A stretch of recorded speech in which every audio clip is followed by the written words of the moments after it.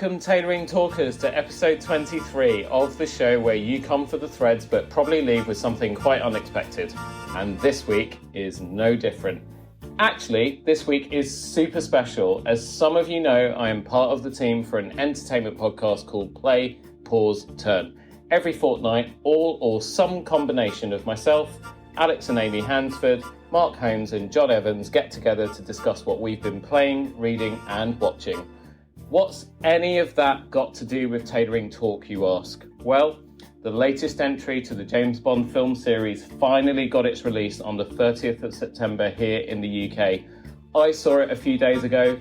Mark, Alex and John did too, and we've all been gagging to speak about it.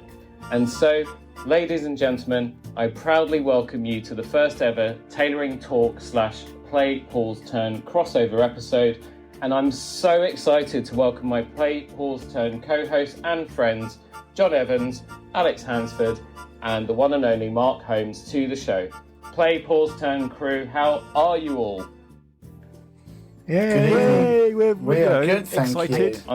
Forward slash this is great. Curious. I'm curious. This is like the MCU crossover of podcasts, isn't it? I'm getting the Infinity War Endgame vibes with this as well. Yeah, but is this? I know. Yeah. Is this MCU crossover, or is this like an MCU DC crossover? Well, it kind of isn't it? Because we're all part of the same Avengers team. Ooh.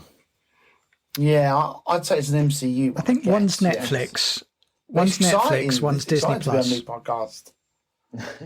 Yes. Ooh, one's Iron Fist, one's. Thank you for inviting us. I don't know. What if? Yeah. So this is basically, for those of you that listen to Tailoring Talk but maybe don't listen to PPT, you should. So go check it out. It's available on iTunes, wherever you like to get your podcast, basically. Play, pause, turn, go subscribe. You'll find these three lovely guys here, and also Amy, who joins us as well, who is not here tonight, sadly. Which is probably just as well, because she hasn't actually seen it yet, has she, Alex? No, she hasn't seen it. So she wanted to join, and I just said, no, this is an episode that would completely ruin it for you. Just go and do your thing. So that's what she's doing. Yeah, I agree. I can't wait to get into this with you guys. I saw it on Saturday evening with Carolina. Now, I've got a choice on Friday of going to see Venom or going to see No Time to Die again, and I think I'm going to go see Bond again. I'm still very emotional about it.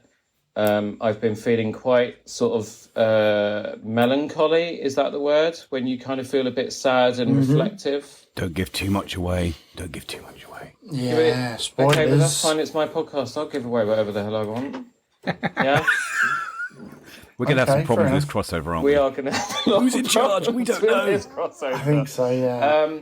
But yeah, anyway, I can't wait to get into it. So without further ado, off we go with whatever it is that we're going to talk about first. John, over to you. Okay, so we have a theme that is quite popular at the moment because it's just been released, and that is we are going to be talking Bond on this episode. So for our intro question, and it's our usual icebreaker that gives you, the listeners, an insight into the host's weird and wonderful lives. We're going to ask each one of you, and I'll start with Bobby with this one. What would be your dream Bond gadget? Bobby, over to you. I'm not fussy, John. I know usually I'm known for giving very long-winded answers, but I'm going to keep it so simple. I just want that DB5 so that I can blow irritating drivers out of the way. Like, all the time when I'm sat in traffic, I'm always, like, sort of trying to hit buttons. And I've got a Mini, so I've got those kind of cockpit airline... You know, those sort of fighter craft, jet fighter kind of flip switches everywhere? Oh, yeah. Carolina finds it highly amusing because I'm constantly flipping at those switches. And she's like, what are you doing? And I said, well, right now I'm trying to fire missiles at this idiot in front of me. But if you keep moaning at me, this one's the ejector button. But then I end up, because it's a big red one, that's actually the start-stop for the Mini. So I end up turning the engine off in the middle of the road. Do you have between your buttons that wonderful kind of milled metal steel kind of lacquering between the buttons? I do. It's lovely. Okay, that's pretty good. We might have to see a photograph of that later on. Okay. Go outside and take a picture. I will. Okay, so you'd like to have minigun turrets come out of your lights to kill people on the road who get in your way, basically. Yeah, and throw those spike grenade Okay. things under people's cars to blow the them cow up. traps, sort of explosive cow Yeah, traps. Yeah, and have the oil slick coming out of the back license plate. I think we've got to be careful about what we describe that happens in the film before we give the spoiler warning. No, that might be a spoiler as well. But this is all stuff that happened in the Sean Connery one. Oh, okay. Yeah, it is a nod to it. Yeah, no. To Okay, it. yeah, it is, isn't it? That's You're true. right. Alex, what would you choose as your dream Bond gadget? So what I'd like, because they went high tech this time, so I'd like an injection of nanobots, and those nanobots will give me toned pecs and abs. I don't need to be like, completely reformed. I don't have to be like, John Cena or well, I was going with Ryan Reynolds. Ryan Reynolds as dude from Free Guy, where he's like massive beef. I don't have to be beefcake, but just if you could sort that bit out for me using nanobots, that would make things a lot easier. I mean, you could do it by exercising as well. I'm just saying. Wow, that hurts. Welcome back, Mark. I just feel like, Oh, I give up now. Go on a bloody diet, you lazy sod. Mark. Sorry. Yeah, Mark, since you've interrupted, what would be your dream gadget? Sorry, Alex. I do apologise. Sorry. So, Alex, I think Alex should carry on, really, shouldn't it? I think. Absolutely. What can you do with My that? apologies. Oh, my God. Look at that. Body Thank beautiful. God this podcast does not have video. I'm just giving them Alex just showed us his before abs, picture, all and then 15 of I'll them. give them an There we after go. picture in about 18 months of intensive workout Yeah.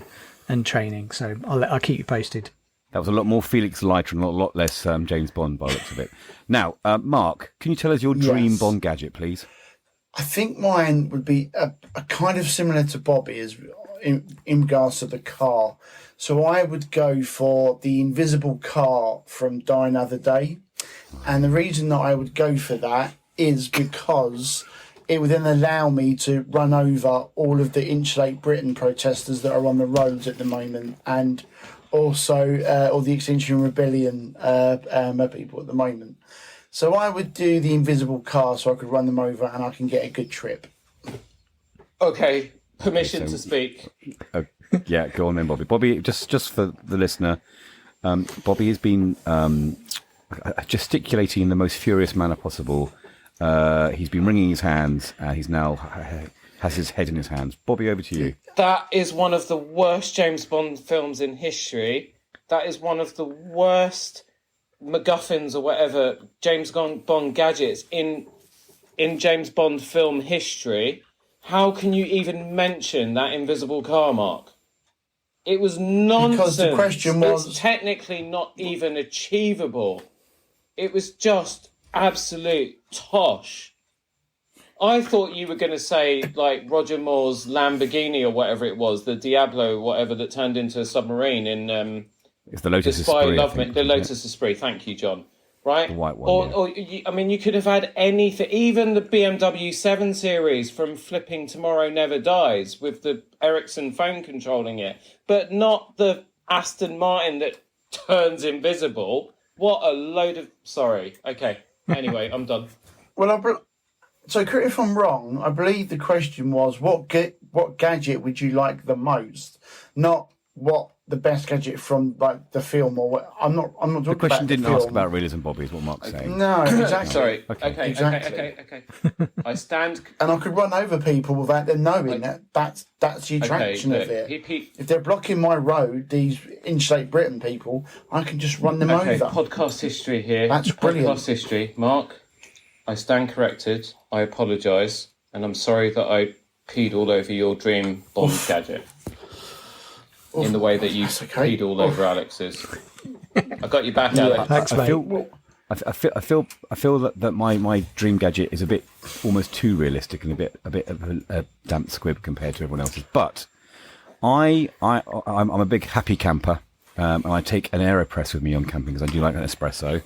And I can sort of hand press my espresso into a cup and it's all nice and hot.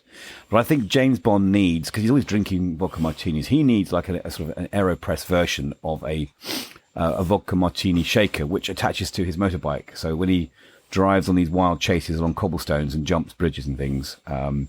When he finishes his ride and takes his drink from the bike, it's all shaken and not stirred. So I think that'd be my dream Bond gadget. Although, again, it does make you think how often James Bond does drive whilst under the influence. He's always drinking in his films and then driving cars, isn't he? So, yeah, that's because he can. If you read the Ian Fleming Bond books, he drinks a whole lot more than he does in the films, especially the early books. Okay, so I'd like to imagine the reaction to each individual Bond to John Evans walking up to them with his AeroPress martini mixer thing, basically explaining the gadget to them. I think Daniel Craig would shove it up his butt. Excuse me, can I make you a drink? Sean Connery would beat you to death with it. Roger Moore would obviously raise an eyebrow. Timothy Dalton, don't know actually, because I've never actually seen either of the Timothy Dalton Bond movies. I know. Have you not? Well, we'll come on to that in a bit. But yeah. And then George Lazenby just seemed like a really nice guy, didn't he? He just seemed happy to be sort of doing it, so he'd probably buy it off you. He won the lottery. I would say, actually, I think John would make a good Q, actually. I think John would be a good Q. I could see John as Q. Okay. I cut a fine jib like Ben Whishaw, do I? Okay. But John would be more... I take that as a compliment. John would be more like out of... was it Lockstock? What's this for? Spanking Harry.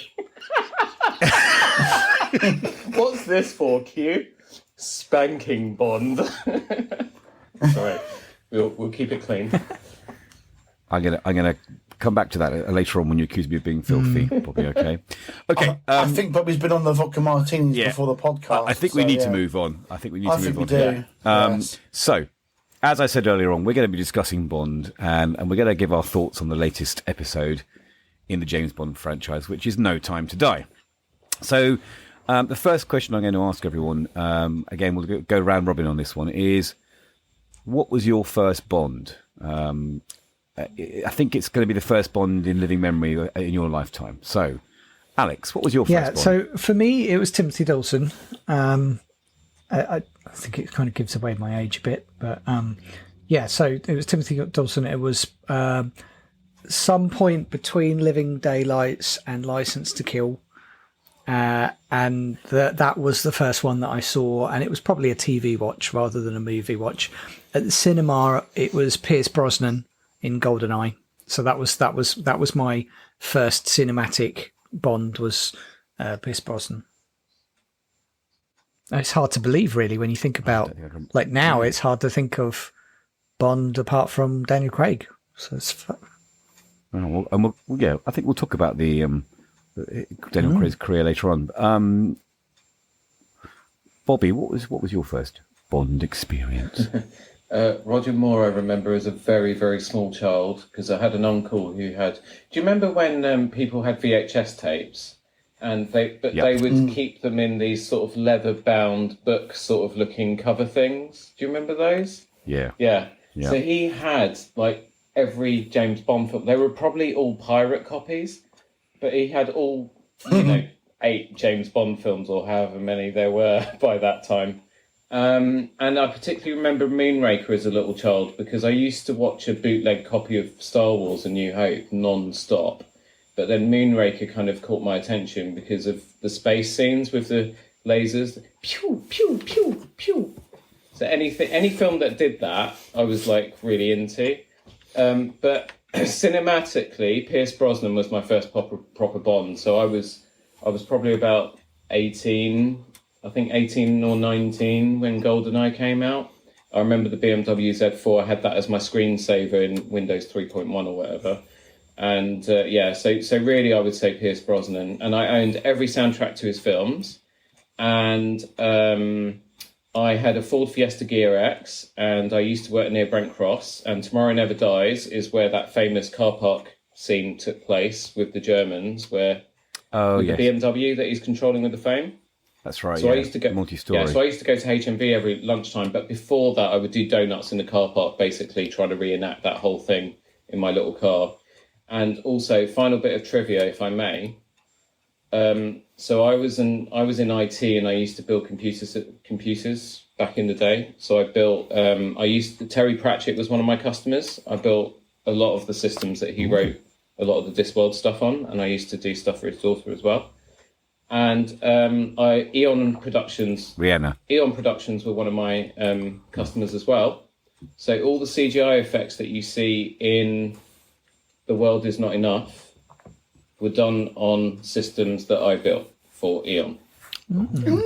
That's a great bit of Cool to trivia. fame. Nice. Tailoring. Are you in the credits in the film? No. Are you in the credits? No, you should be in the credits. I've got. Out of order. I have well, it's a tangent, but this is. So I have one.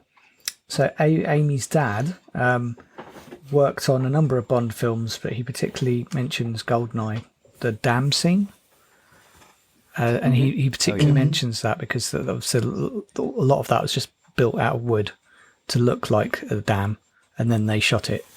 But yeah, That's with Sean Bean, isn't it? I think so. I think it is. Yeah. So so we've got. I think both of us have got a claim to fame there. Mark, tell me your early Bond. So my earliest Bond memory was actually Roger Moore, and you talked about the white Lamborghini that goes into the Lotus. Which one is that? The Spy Who Loved Me? Is it? Yeah. Is that I'm pretty sure. Yeah. So I can remember watching The Spy Who Loved Me on the telly, very young. I think about maybe 7, and I had the toy as well. And I think it must have been a hand-me-down because that film came out before I was born. So I must have got a hand-me-down toy. So I had the toy White Lotus with that as well. Then cinematically, I do remember both Living Daylights and License to Kill coming out, but they were both a bit old for me then, so I couldn't see them. So my first cinema, much like Alex and Bobby, was also GoldenEye as well, which is still one of my favourite Bond films. I think it really livened up Bond for me, I think, for the modern generation. So first one physically in the cinema was definitely GoldenEye, but I did watch Spy Who Loved Me and maybe Moonraker as well, actually. I do remember them two quite a lot before the Dalton films. And actually, I haven't got any trivia, but I do have an unpopular opinion. I think Timothy Dalton is a much better Bond than people give him credit for. No, I've always liked Timothy Dalton. I don't disagree with that. If you've read any of the books, particularly the ones that were written kind of around that sort of time, and even some of the ones that were written in the 90s, Dalton nails the character of Bond for me. But, he would do. I mean, Shakespearean actor went to the source material and he basically tried to play it as close as possible.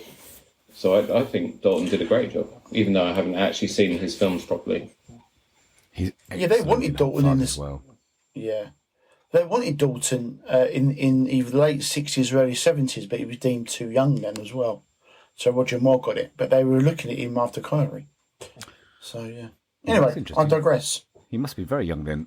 My favourite, my first Bond in memory was obviously because they used to, but back in the olden days, before we had streaming, they used to show a lot of films that were kind of very popular at Christmas. You got the Radio Times out and you'd search all the films that came out, and that's probably where Bobby, your uncle, recorded all his copies of Bond from.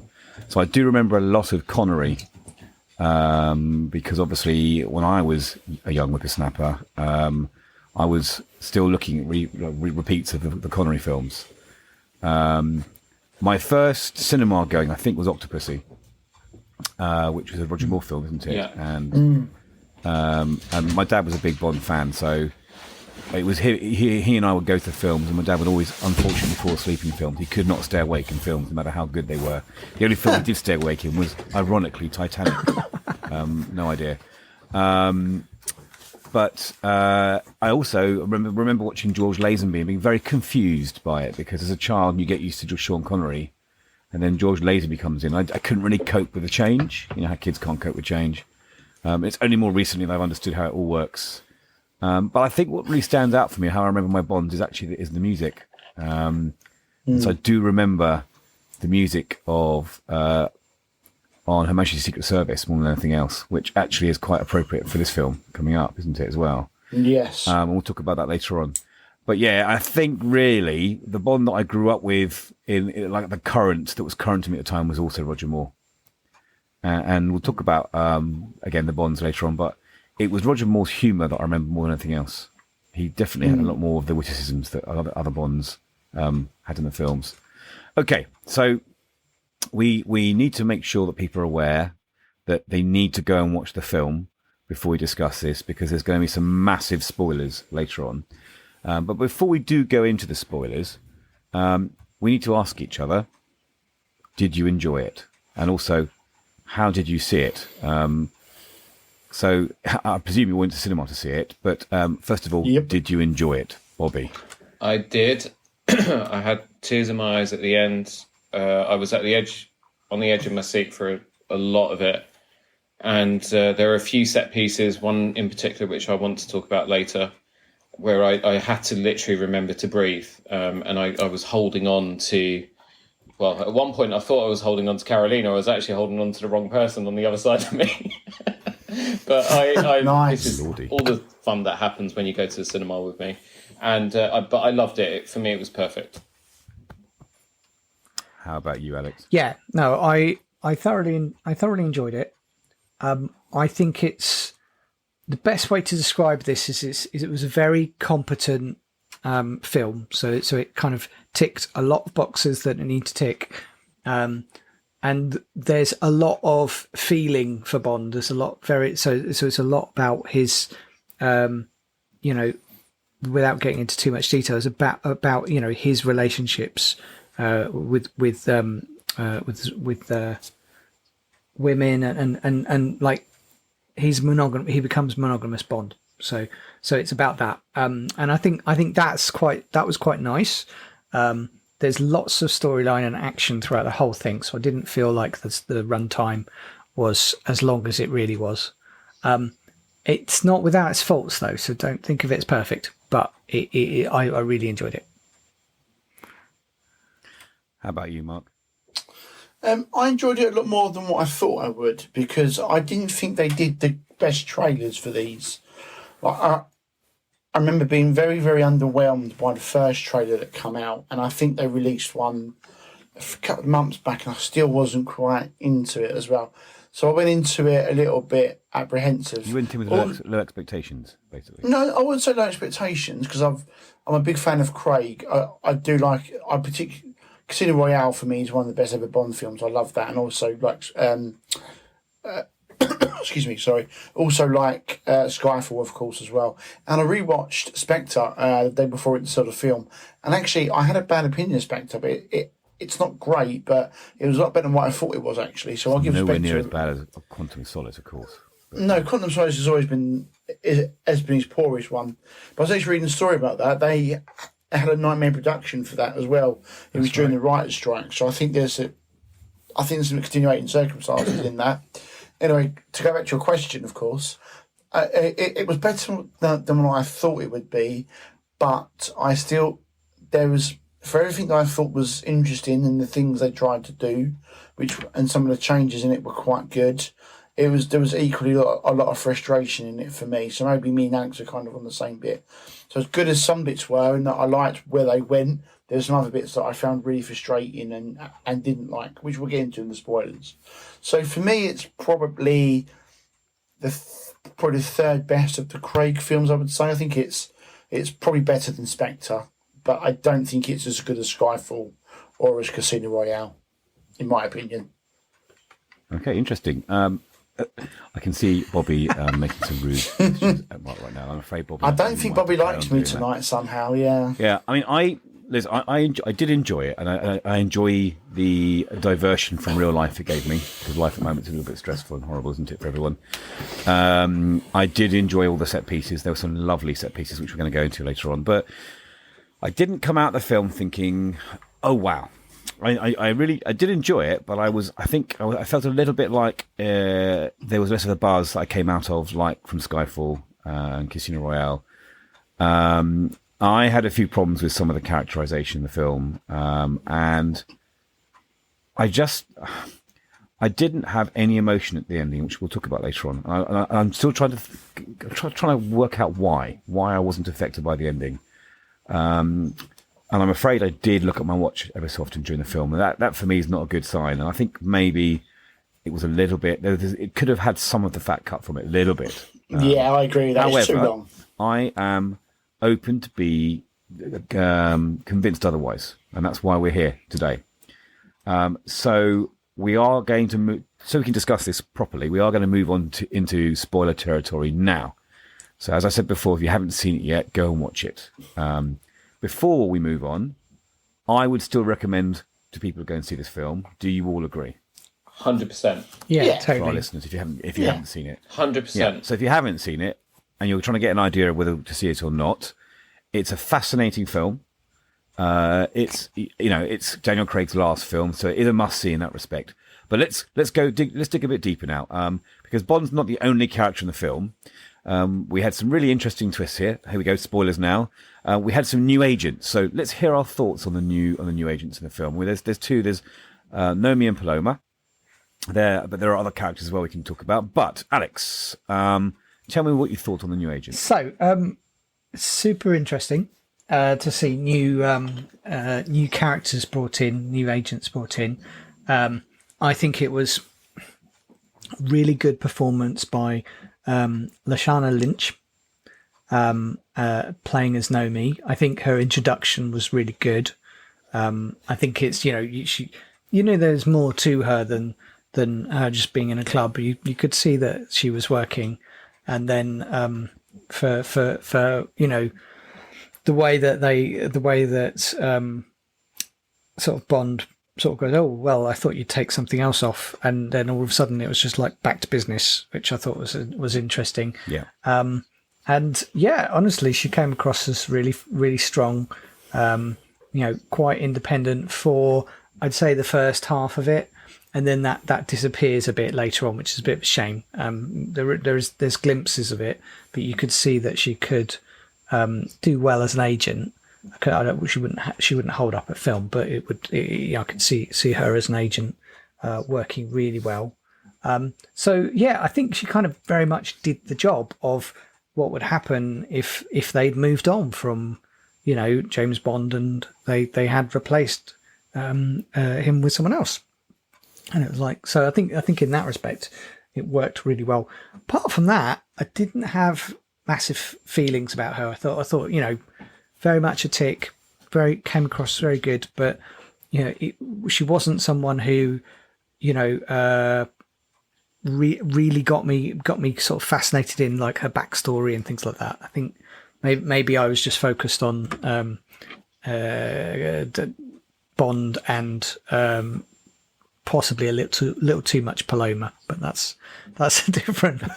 Well, I mean, don't forget. I mean, one of Bond's major character flaws is he's very good at his job, but he's a bit of a maverick, has a little bit of disregard for MI6's property and everything else. So we can discuss this, but she seemed a bit more by the book. I found that less fun. I'm going to leave Paloma to the other lads because I think that's enough for me. Bobby. So yeah, again, Nomi and Paloma being the two standouts of the new characters. I agree largely with a lot of what Alex said, and with Nomi, they had the chance to really make this female character, very strong black woman who has got this mantle and the 007 designation, which is the hallowed designation, it seems, from all the back and forth that you see between her and M and Bond as well. But then she does seem less capable than Bond, which was just a tiny bit jarring. I mean, I think there was the big sort of battle kind of thing going on at the end, and there's a point where Bond pretty much takes over, right? She's not capable of holding off this army on her own, or even alongside him. It's like he almost sort of brushes her out of the way, and it's like, get on with it. So anyway, but then you've got Ana de Armas was like a breath of fresh air. It did actually, on reflection, she was great. She was very sassy, sexy. She looked amazing. The fighting was brilliant, and I love the way that her and Bond played off each other. And they have that wonderful moment in that fight where there's a pause, before the next horde of bad guys come. And he basically takes a couple of shot glasses, pours a couple drinks, they down them, and then they go again, kicking the crap out of everyone. So yeah, no, it was great. He needed to have my hand press, my AeroPress, just there, just available. That would have been quicker. He could have got 2 in there at least. Product placement is one thing that I have not missed in the Bond series, John. But yeah, anyway, if anyone wants to buy John's AeroPress... Vodka Martini Press. Vodka Martini Press, I stand corrected. I will put links in the show notes on my show once I've run it through our lawyers, etc. We'll put it on Kickstarter, it'll be fine. Okay. But yeah, I mean, look, she looked amazing. She was amazing. Was she in it long enough? I think it was probably just right. It almost felt like in an action video game, in a storyline based game where you get characters that pop in and out for a certain level. That's kind of what it felt like. But I'd love to see that character again.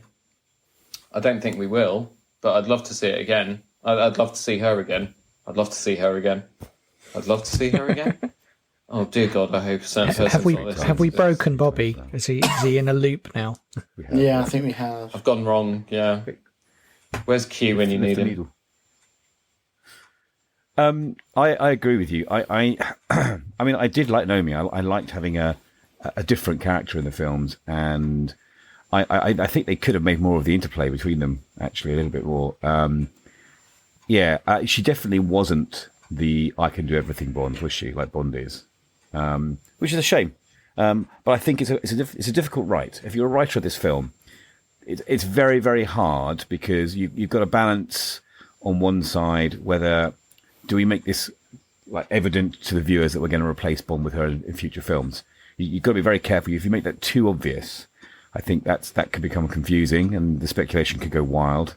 But at the same time, you can't just sort of clone stamp another Bond in a skirt. So it must have been a really hard sell. You can see why they brought Phoebe Waller-Bridge in, because she did write some of the dialogue for both Naomi and for Paloma. I liked Paloma's messy female nature. A lot of media portrays capable women as being, yes, attractive and smart and efficient. And she kind of like, I've had 3 weeks training, and she kind of... It wasn't slapdash. She was very capable, but it was more like, yeah, whatevs, And it was a character that definitely had Phoebe Waller-Bridge's mark on her. It's a more realistic female. And I like that. And I'm just really sad that we didn't have more of her in the film with her background and fleshing her out a little bit more, if that makes sense. But Mark, give me your opinions. I think the Paloma character was... Because Amazon have now bought MGM, haven't they, as well? So you're going to get the 00 cinematic universe now, aren't you? So for me, Paloma looked like a sort of like a like somewhat the MCU films do, or things that try and build things. Like Maria Hill, like that, you mean? Yeah, they have little cameos, don't they, and that sort of thing. I like character cameos, and I can totally see like a Paloma getting an Amazon original series, when after Amazon acquires MGM. So I think she was put in. It's a nice little cameo because obviously her and Daniel Craig works together on Knives Out. On Knives Out as well. So brilliant film, you need to watch. Yeah, I saw that. I wasn't as enamoured with it as everyone else was personally, but I liked her in that, and she's a good actress. She was also in Blade Runner 2049 as well. Yeah. So I liked her character. I also, and the 3 weeks training is very Phoebe Waller-Bridge, but also. I liked that because it's plainly obvious that that's not true. Because the way she handled herself, like with her action, the fighting and the firing the guns, she's obviously had more than 3 weeks training. So I think she was trying to make Bond, maybe the viewer, think that she's a bit ditzy and maybe not quite capable and experienced, but actually she is. So I like that kind of like a bit of a double edge. I liked her as well, which I thought was quite strong. And the actress is very charismatic, so it's a nice cameo, and I think that fitted in well. And I do think she'll get her own little spin-off character, her own little spin-off series as well. In regards to, is it Latasha Lynch, isn't it, as Naomi, isn't it? Lashana Lynch. Sorry, excuse me, beg pardon, sorry, yeah. I didn't like her character very much. I don't think it added much to the film, and I think you could have cut that character out quite easily to have trimmed down the runtime as well. I like the idea. There's a very good line when Bond is visiting MI6 and they say 007, and obviously she responds to it, and she sort of says to him, "Oh, what, you thought they were going to retire the number, did you?" Or something like that. She says there's a nice little line there, and there's a bit of personality in her there, but it's the problem with the character again is. I mean, you're saying strong women and that sort of thing. Like, I don't necessarily think that if you're going to be a female agent, you need to be, in brackets, a strong woman. You've just got to be a good soldier like Bond is. And I don't think she had any real chemistry with Daniel Craig at all. They didn't have any chemistry at all for me. And she doesn't get a chance really to really warm to the audience for me. So she's capable. I don't think they wrote her to be the potential love interest of Bond. I think she's no. I'm not saying that. No, and at no stage did I think she was either at all. But I want to talk about chemistry with her, like working as a partnership with Bond. You know, so I don't think there was a lot of chemistry between the actors themselves. I didn't think it worked, and yeah, she was I know why the character's probably in there. Because she's taken over the 007 sort of mantra, and that led to some good sort of banter between them. And also, she says at the end, when they're about to go into the final battle, she asks for the 007 number to be moved back to Bond as well, which was a nice sort of touch and adding more to her character. But she come off to me as too cold, and I think that's a problem with the writing and not the actress as well. I think she should have been given more a chance to be more, not warm, but she just come across to me as a bit unnecessary, and I think she needed to have more to really to be important in the film. Too dimensional. She needed more depth. Well, yeah, a little bit, and and the fact that so in the scene, I'm sure we'll talk about in Cuba, she's got the scientist, then she loses him as well, and it makes her look. And what I didn't like about that is it makes her look not capable at the start as well. So she doesn't have a win at the start, So she loses the scientist to Bond. So automatically, she's straight away there. She's viewed or written as lesser than Bond already. And I don't think that helps the character either. If she captured the scientist, that shows the audience then that she's on a par with Bond or could be, better than him as well. And she doesn't really get a chance to really outshine Bond at all, and I think that's a problem with the character as well. Bobby, do you have any thoughts on this? I do agree with. I was going to say a lot of what Mark's saying, a certain percentage of what Mark's saying that I will not be held to, telling you exactly what percentage. But I agree with some of what Mark's saying. The question I would ask Mark is, does she need to, when women go into a very male-dominated role in the corporate world or wherever, they tend to hold back a little bit and kind of be a little bit colder because they almost have to do it. It's almost as well in the way they dress as well. They can dress a little bit more masculine and so on. You go back to Vesper when she first appears in Casino Royale. So I totally get what you're saying, because that was my natural reaction when I first saw her on screen. I was like, well, she's a bit of a bitch, isn't she? But then I kind of sort of understood why, trying to put myself in that position. The other point I want to make is that she's a new 007. She's only just inherited the mantle. So she's effectively not, and she actually says it when they first meet in Cuba or wherever it is. She got her 2 kills pretty quickly, not long ago. So she's effectively Bond at the beginning of Casino Royale. So maybe that's why she's not quite at his level. That's why she's not quite at his level, because you've got a Bond here who's 5 years out of service, but he's got 15 years and God knows how many missions under his belt. So again, when you kind of think about it like that, I know we're talking about a fictional movie here; it's not real life, but I'm just trying to trying to make you feel better about it. Invested, folks. Yeah.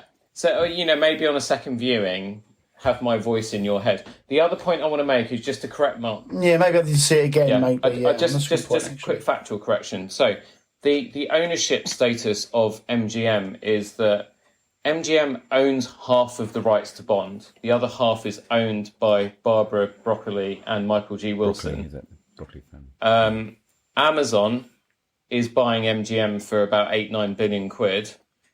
So what we will see is we will get more of the MGM back catalogue on Amazon, but Barbara and Michael have publicly stated that there isn't going to be any TV series or 007 multiverse nonsense and so on. They are trying to, in terms of creative direction, which is what they're in charge of, they want to keep Bond as it is. So there isn't going to be, if they can help it, there's not going to be a female Bond. There's not going to be any of the other stuff that's been talked about as well. They want to just try and keep Bond to what it is. I think we might see it. I think they'll get squeezed out though. I can't see that being sustainable. Them two in charge of it, because they'll just get taken over with the ownership and the money as well. I think the law would say differently. I think what we might see it more frequent, because the thing is, one of the challenges is that it never really got to the point where it was like every couple of years we'd have a new Bond. We almost started that and then it stopped and then started. Not for Bond's fault, obviously. With the pandemic, this would have been out 2 years earlier. But I do think that we're going to see more of that regularity, because basically Amazon will just say pump the money in. So they'll be like, they don't have to try that hard. We'll be like, no, it's fine. Whatever you need, we've got it. What can we do to prepare that for 2024? Oh, okay, right. Let's green light that then. So I think that will help. Go back a little bit to Naomi. I think if you looked at her character, it ticks all of the boxes technically. And so I think the thing is, if you think, oh, we need a peer of Bond, I think, and yes, they're going to have to work on the same suspect and that kind of thing. They're going to have the same people. I think it ticks all those boxes. I think she just lacked a bit of heart that you couldn't really encompass in this film, because this isn't about her. This is about Bond. So I think it was, in a way, she performed fine. It was just the character is a little bit flawed at this stage. Maybe that will change in the future Bond. We'll have to see. Okay, some interesting points of view there, and you have again educated me tonight, gentlemen. So that's really good to hear. Now, obviously, there are other characters. There are other characters in the film. Again, some of those characters are stalwarts, have been along all the films. What were your favourite other characters in the film, Alex? Two sort of, I'd say long running for in the franchise, not that long running really, but I think it was Q and M were the ones for me that had the most resonance and that I could understand, get behind them. I think Ben Whishaw as Q really has bedded into the role, so I think that was nice, and it was nice to see a bit of a human side to him, which was good. And I think Ralph Fiennes as M, very competent, and I think sort of really picks up from Judi Dench being as M. I think he's kind of got that gravitas. So I think together they worked really nicely. How about you, Bobby? I was really upset when Felix Leiter died, because it was really nice to see him. Yes, I agree with that. Yeah, it was really nice to see him back, and then and the way he died as well, it was just tragic, right? And I think Daniel Craig helped that, because the emotion in his face and the tears in his eyes, even underwater. We've got to talk about Daniel Craig later on, guys, before we finish off today, and acknowledge the great job that he's done with this series. Hugh Dennis, it was really nice to see him, because I'm such a huge fan of Hugh Dennis. But when he popped up in the laboratory, that was the part of the movie that I was taken out of, and I was back in the cinema again. So I did find that a little bit distracting. I do. That's a bit of a Fleabag reference as well, isn't it? A little bit, yeah. And I do love him. Oh, yeah, that's right. When he's the guy that she kind of meets on a bench randomly, right? I do love him, but it did take me out of the film a little bit. Christoph Waltz, I always love. Especially since that very first opening scene in Inglourious Bastards. He just chews the scenery whenever he's on the screen. I love him so much. I think Leia Seydoux was much better in this film, probably due to the script, and also I don't know, her she was just a lot more fleshed out in this, and maybe the little prologue before the beginning credits helped as well. But I thought she was great as Madeleine. The little girl who played Matilda was super cute. But then, I love kids, so I thought that was her name was Colleen Defoe. There you go. Whatever, she was great. I thought Rami Malek did a really good job with Safin. Obviously, not one of the great Bond villains, but still, he's a really good actor. And then lastly, from people who've been in it previously, a bit disappointed that Naomi, God, what's her name? Moneypenny Harris. Yeah. Naomi Harris. Didn't seem to have as much, but then there was a lot going on in this film. There was a lot to pack in. So Ralph Fiennes, for me, has been brilliant. He's shown himself to be a capable M, a can-do M. There was a really, really nice little testament to the original M. His portrait was on the wall at one point. Yeah. Yes. But yeah, Ralph Fiennes did a great job. And then, Ben Whishaw as Q. I thought it was a really nice touch that they, confirmed that he's gay and all that kind of stuff. Spoiler alert. But yeah, he did such... But was that not just a little bit of a throwaway line, though, for that? It wasn't a throwaway line. It was... It was to make it natural and normal, actually, I think, more than anything else. Because, I've got... You wouldn't say, ta-da, I am gay, look, everybody. No. You can't do that in a film, so you've got to No. in a more natural way, haven't you? But it's just like one line which is always coming round, and then it's not discussed even. If you're going to make a character gay, at least give them like a story, in a bit more than just one line. I thought that. I just thought that was a bit disrespectful to him, really. In fact, I think it didn't insult people's intelligence, that line. I thought you'll either interpret it as that or you'll miss it, and does it matter? Yeah. No, it doesn't matter. I'm just saying though, but it's a bit like the thing with Star Wars, isn't it? When there's the two girls kissing at the end of The Last Jedi, either you're going to have proper LGBT characters in films or you're not. And the thing in Endgame does it as well, when in the group therapy in Endgame, the guy says he was on a date as well, and that. I just feel like they're just lines because they feel they have to be in there. If you're gonna make a character sexuality part of them and that, give them an honest part, make it real for them. Don't just do one line and say, yeah, that's ticked, I think it gives a disservice to that character who's saying it. Yeah, but then you could swing it around the other way, Mark, and say that if you had done any more with it, it would have been a disservice to the audience. And if you look at any great writer that teaches the craft of movie writing or script writing, the one thing they say is don't show, don't tell. Yeah, exactly. That's it. I found it quite natural because I've got a few gay clients, and often I don't know that. When I start working with them, they don't blatantly tell me they're gay, right?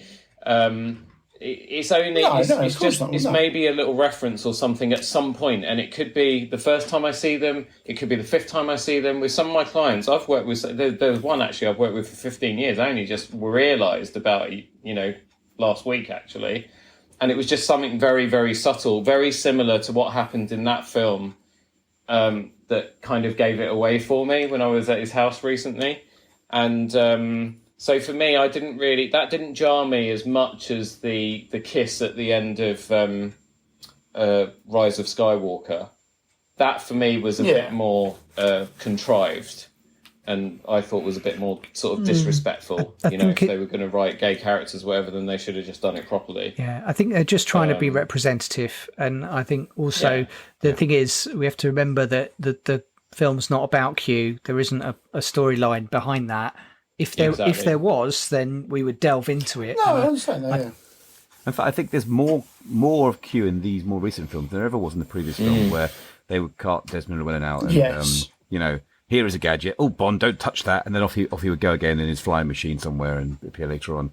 I think Q to me almost feels like one of the characters from Spooks, the TV series Spooks.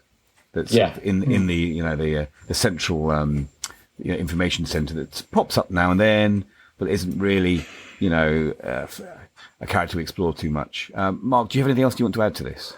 The only thing I was just going to say is I just thought that Rami Malek as Safin, again, for a film that's 2 hours 40 or whatever it was, 2 hours 50, again, it just doesn't get enough time to be like truly menacing. And they, again, the sort of problem with the line with Q is that they talk about the fact that all his family were killed in that, but we just told that, but then he saves, what's Bond's girl called? Madeline. Yeah, Madeline. He saves Madeline, doesn't he? Like, he takes pity on her at the start. We find that out, and then there's a bit at the end where he says to Bond, "You can go now, but I've got to keep Madeline."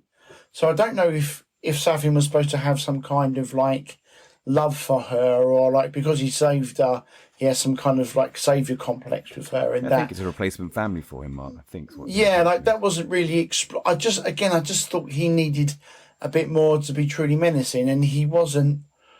Yeah, sorry, Bob. I'll be 1 second before you jump in as well.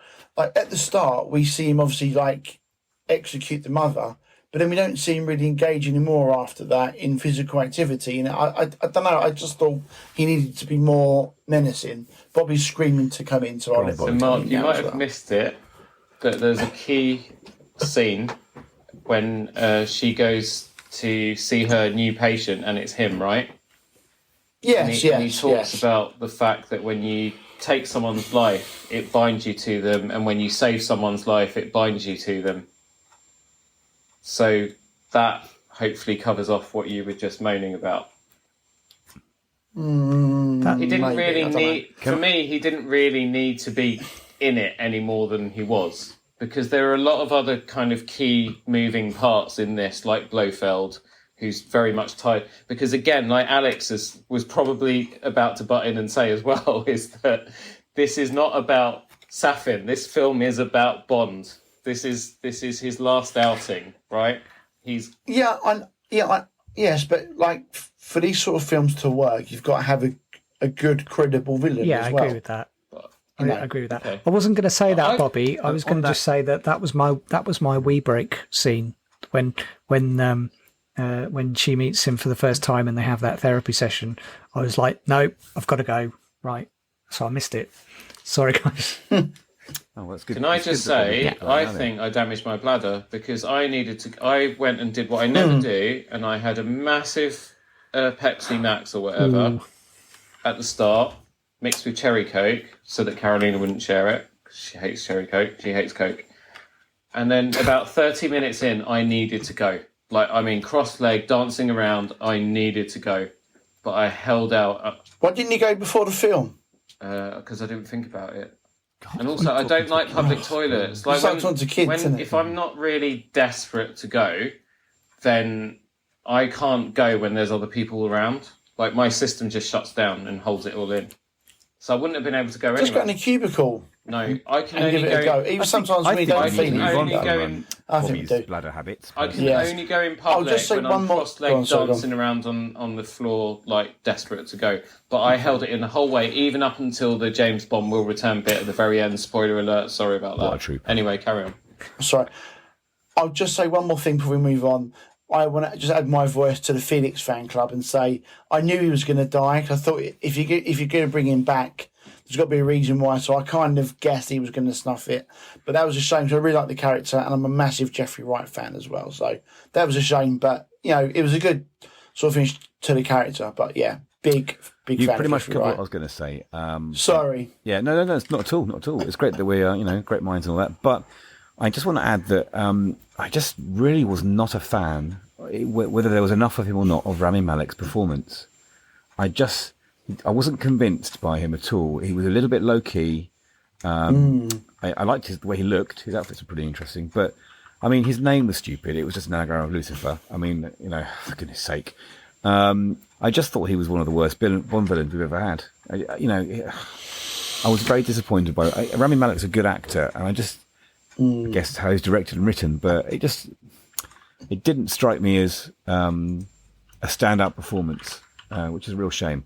Anyway, speaking of things that were stood out, how did the whole premise of the film hold up?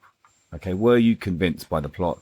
Were you surprised by the twists and turns, Alex? So, I think there was a good mix of far-fetched exposition with the nanobots. There was obviously the action was the clear reason you go and see the film. There was plenty of consequence, which was good. So I think in all those areas it ticked boxes. I just found it really predictable, and I think that's what it surprised me, because I wasn't surprised at any real point throughout the film. There was enough leading up, and there was enough clues to explain what was going to happen at every single point. And I just didn't feel like, I didn't see that coming. So I was really disappointed by that, because, normally I just watch this stuff and I don't really pay that much attention. And then a double cross happens. And then I go, I wasn't expecting that. But practically every single time it was like, yeah, well, he's going to double cross. And, that's not true. Logan's going to double cross. And then it was like, no, Madeline's not quite your friend. I know that this is more complicated than that. And the whole thing of, hang on, you've introduced nanobots. Well, that's got to happen. And then it was like, well, how's it going to end? And I was like, I know how it's going to end. And so I unfortunately that was one of the few things that kind of was a bit of a disappointment for me. But I don't think they could have done anything about it. I just feel like I'd almost got myself resigned to the fact that, this is what I can see what's going to happen. And so therefore I watch the film kind of spotting all these things out. It's normally what I tell my wife off for, actually, Amy, because she's normally the one that's at sort of certain point throughout the film. She's like, yeah, I know it's going to end. And then I'm like, damn it, you've ruined it now. And then at the end, I have to ask her, and she's like, yeah, that's what I thought. And you're like, how did you know? And she's like, well, there's this little thing. And I'm like, oh, damn it. So, yeah, this time I was doing what my wife normally does. I'm going to chip in here, Alex. Actually, we'll put my forepenny thing, because I'm with you. I was really annoyed about the little. I don't know if you spotted it when the doors closed on Madeline and the train, and Bond said, "Right, piss off. You turned on me." When she touched her hand to the stomach, I straight away worked out, and I actually turned around to my friend I was with in the cinema. I said, "She's pregnant," and I'd worked out then, pregnant child, probably Bond's. It's the first time Bond has had a member of family to protect properly. He's going to protect her. He's probably going to give his life up for her. Oh, No Time to Die. There's the name of the film. He's probably going to die at the end. So for me, I'd worked out the ending like you when she got on the train. And I think that's probably why emotionally I found the ending a bit less affecting, because I was prepared for it. I was actually much more upset about Felix Leiter dying than Bond, I have to say. I don't know why. It was a shock. It was... Yeah, I mean, the bots, it was a shock. But yeah, the bots, I mean, they're the MacGuffin of the film, aren't they? Every film has its MacGuffin, and it's the bots. And I'm fine with that. And you've got to have a sort of a world-destroying, reason, whether it's a nuclear bomb or a submarine with nuclear missiles. I did keep thinking throughout the film, why don't they just use the bots to cure world's diseases? If they can kill people, why can't they, turn it into Bacter or something like that? Little Star Wars reference for you. Howie, what are your thoughts, Bobby, on that? Do you disagree or agree with us? Alex, Alex's thoughts kind of reminded me of the fact, got me thinking that No Time to Die is basically like a leaving do. If you imagine a work leaving do, you know how a work leaving do is going to go, right? And at some point they're going to play your boss's greatest hits and relive his greatest triumphs and all that kind of stuff. And well, I mean, they're not going to kill him at the end, but still. I was just going to say that. But I guess this kind of, now having had your guys' thoughts, this is really good, by the way. Like, for my Tailoring Talk listeners, this is why I do the other one, PPT, because this is just, more than anything, this is group therapy. But this is effectively a leaving do for this incarnation of Bond and a leaving do for Daniel Craig. That's right. Anyway, the plot arc does follow Avengers Endgame. Yes. Right, with Bond 5 years later, substitute Tony Stark for Bond, and Matilda is the little girl, Tony Stark and hamburgers or cheeseburgers, and I love you 3000 for doo-doo. Morgan was his daughter's name, wasn't it? Yeah. So in the same way that the other I think Skyfall had a bit of Home Alone at the end, and they've been, other people have, and critics have actually picked up on the similarities between plot lines. I mean, Casino Royale, this whole series has been basically a sort of almost mirror image of the Dark Knight trilogy, which is what they wanted, the producers, in the first place. It was like, do for Bond what Nolan did for Batman, was the brief. But anyway, at the beginning in Italy, that you just start hearing the strands from On Her Majesty's Secret Service, the Louis Armstrong track. And as soon as I heard the first notes from that song, I was just like, they're not going to kill her, because that's what they did to Diana Rigg. So they're going to kill him. He ain't making this out. He ain't making it out of this alive. But that, the irony of we have all the time in the world. That's right.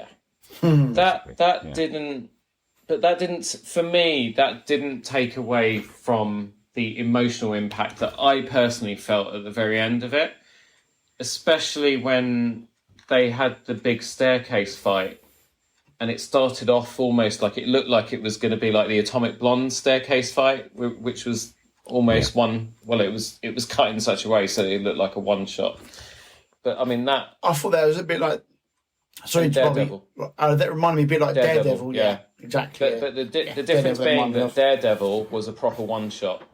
Kudos, Marvel, best bit of thing you did on TV. There was that. What else in my notes? I'm not going to talk about Star Trek. That was a stupid note to make. So now I cried my eyes out when Spock died in Star Trek 2. So no, I can empathise that completely. Yeah. I still haven't seen that film. Yeah. No. Not seen it. No, that's the original Star Trek 2.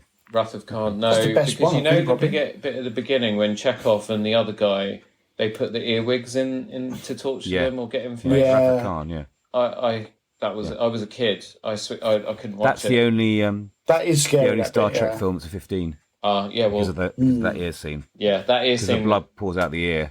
Yeah. That was and too they cut much. that out of the TV versions. You don't see the creature coming out and all the blood pouring out on the TV versions, only in the original retail versions. Oh, okay. Well, yeah. So the TV versions were 12s and the original one was a 15. Yeah. Anyway, sorry, we do digress. So anyway, but I wasn't Mark, going to talk about that note, and that's it really. I liked it overall. It's Bond at the end of the day. It was sad, Bond. Mark, any thoughts? No, I'll probably go with the guys in respect. There wasn't a lot of twists in it. A bit. I mean, the Yank guy who portrays Felix, that was a little. I didn't really see that happening, so give him to that. I did feel during the film that Bond was going to die, but even at the end, I have to say it was impactful on him as well. Like, well, yeah, it was pretty impactful on him. He had a shitload of missiles rain down on his head. No. As in the emotion of it. Yeah. No, it's the emotion of it. And to be honest with you, when they rescue, I'm terrible with names when we do these things. Madeline, the Bond's girl, Madeline and the child, and Matilda. Yeah, Matilda. Thank you. And they played by Lisa Doris Sonnet, by the way. Yeah, and they go in the boat, and he says, "I've got to finish this." I kind of guessed that he was gonna, snuff it, but it was still impactful. The bit, when she, says, like, he's yours. He goes, "Oh, yeah, I know by the eyes," and that sort of thing, and that was quite nice. And I think it was quite ballsy of them to kill Bond off. It's the first time it's ever been done. Sean Connery faked his death in You Only Live Twice, I think he does. The name's the clue there, I think. Yeah, of course, yes. Yeah. So I think it is quite ballsy to do it, and it does open. There's a big question now of what's next, and maybe we can talk about that as our last sort of topic as well. So it wasn't surprising that he died, but it was still quite impactful for me.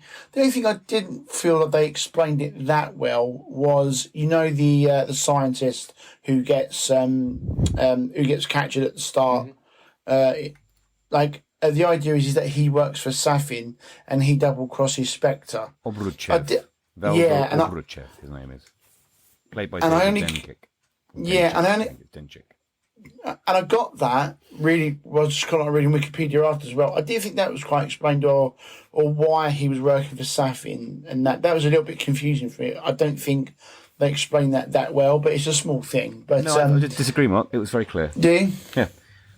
It was basically double agent. They thought he was working for Blofeld, but actually he double crossed Blofeld and switched the DNA bomb so that only Bond survived. And the idea was to get rid of completely of. Yes, rid of all the Spectre. Yeah.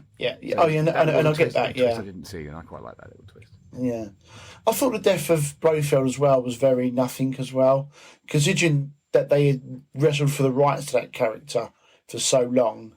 And then Christopher Waltz is in Spectre a bit. He's in this even less, and they just killed off Blofeld very quickly. I feel Blofeld in both films was a bit wasted, really. Again, not a film about Blofeld, it's a film about Bond. No, I know, but I just wanted to see more of him, though. I get that he's not. Yeah. It's not the Blofeld film, or the Naomi film. I get that as well, but we talked about. Again, it's 2 hours 40, and I just think there's a lot more you could have cut out of it to focus more on the villains, really. I would have liked a bit more of that, freshening them out. But there wasn't much surprises, and it is a Bond film. But the ending was impactful, I'll give them that. And they tried different things with Bond's character, having a child, him being a bit more vulnerable, the fact that he gets rid of, the woman at the start because he thinks that she's betrayed him. Yeah, they did try different things. I'll give them credit for that. Definitely. Let's talk about the film style, because I think we're on safer ground here, and specifically the cinematography and the soundtrack. What were your thoughts? I loved it. I mean, it's just the production levels was just so high on Bond that I think it really delivered really well. And the thing is, the more you realise when you look through some of the older Bonds as well, is they are like picture postcards for that area. So they really make that wherever that is, whether it's Mexico, whether it's Italy this time, or Norway even, they just make it pop and absolutely just make you kind of in awe of that area. Go, oh, I really want to go there, and they do that so well. So yeah, I thought it was really well done, and I think that's why I enjoyed the film so much, was because, I couldn't really fault it for any of that. It was just so well polished, so even if I had flaws in bits and bobs around characters and plot and stuff, it's just a joy to watch and a joy to listen to as well with the soundtrack. So I just, honestly, it made it so enjoyable for me. So top notch. How about you, Bobby? Yeah, it was all brilliant. The sound editing I want to pick on in particular is absolutely fantastic. So I need to look up who the sound editing supervisor was, see if I can track him down. But I mention that in particular because we watched the previous 4 films over the last week to get ready for this, and the editing on Quantum of Solace was awful. The sound editing on Quantum of Solace was terrible. I don't know what went. I know that film had its problems. Writer's strike. They started filming without a fully formed script, etc., etc. But still, when it came to the polishing of that movie, I don't understand what went wrong there. Sound editing was terrible. But on this, stark contrast, absolutely first class. I'm a massive Billie Eilish fan. Her first album, was my soundtrack last year or the year before. I listened to that girl non-stop. She's brilliant. I love everything her and her brother have ever written. And this Bond theme was right on point. Again, I think Quantum of Solace Alicia Keys and Jack White are two of my favourite artists, but I have no idea what the bloody hell they were thinking when they did that theme song. It was quite jarring, but then they really picked it up when they got Adele in to do Skyfall. I really like Sam Smith's thing that he did for Spectre, but this was No Time to Die. Billie Eilish knocks it out the park. Probably in my top 5 all-time Bond themes. Be nice to know your guys' kind of top Bond theme tunes. So maybe we'll quickly talk about that before we finish up today. I do like that they. Mark, what about you? I was just going to say I like they seem to still use a lot more practical effects and less CGI, because the Pierce Brosnan one's got a bit too CGI towards it. Not the one that I was involved with, but anything after that, especially the Invisible Car one. And obviously the fact that Daniel Craig again is still, he was probably knocking 50 when they started filming this, but it's been documented. Spectre, he was carrying a very severe knee injury for that film, but he still went ahead and did as much of the stunt work as he could feasibly do, and it seemed that he was doing the same here. And again, that stairwell fight near the end, it was breathtaking. It was heart-stopping for me. I literally, the whole cinema, everyone stopped chewing and stopped what they were doing during that scene. I was just quickly glancing around at everyone. Everyone was riveted. Best action sequence of the entire series. Very reminiscent. I had that same whoop feeling that I got in The Mandalorian when we had Luke Skywalker finally turn up and scythe through all those droids with his green lightsaber. And it, props to John. Oh God, what's his name? John Kerry Kerry Joji Fukunaga. John Fukunaga, the director who directed True Detective, and that first series of True Detective with Vince Vaughn and Matthew McConaughey was absolutely brilliant. I love the way that was shot. The cinematography. Woody Harrelson. Sorry, you're right. Vince Vaughn was the second season. And he translated that to this. This was a beautiful, possibly the most beautiful Bond movie of the entire series. First American director for a Bond movie as well. Yeah. Just thought I'd put that out there. How about you, Mark? The cinematography didn't do much for me, and I don't think that's actually a bad thing, because I think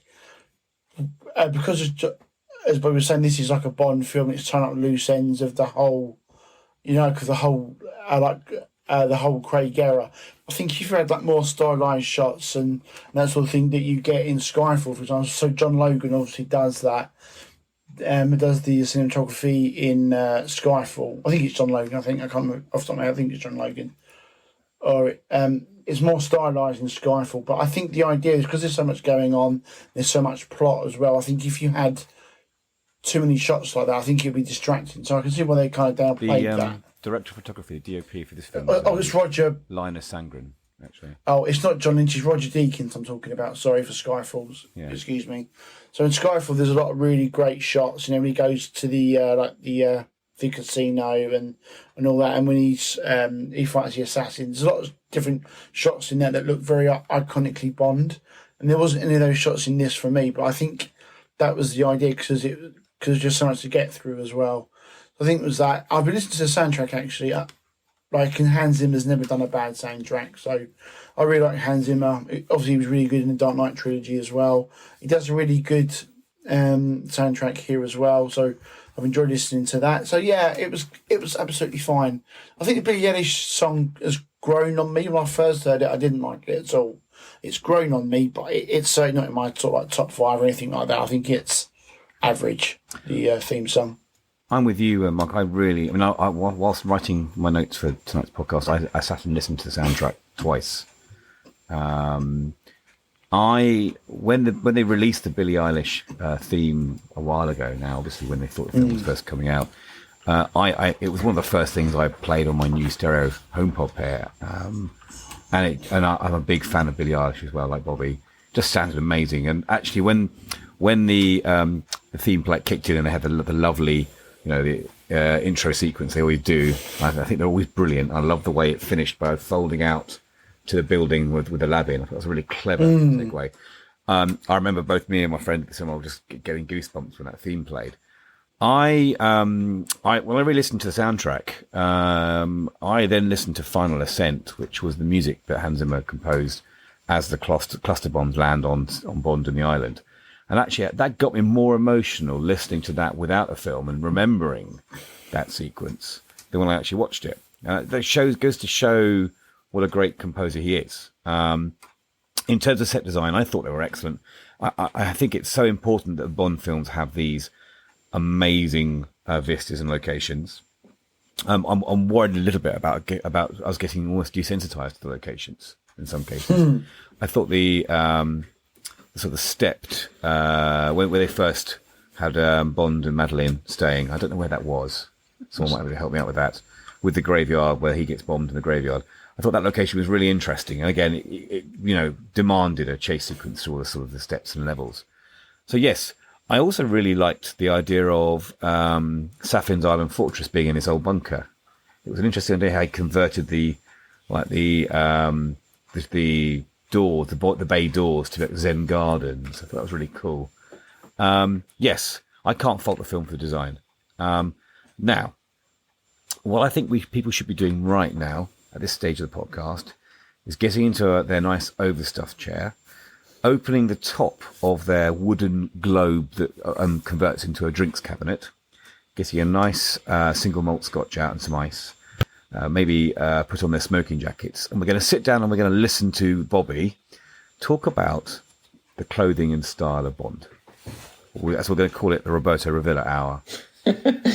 Alex is going for a pee break.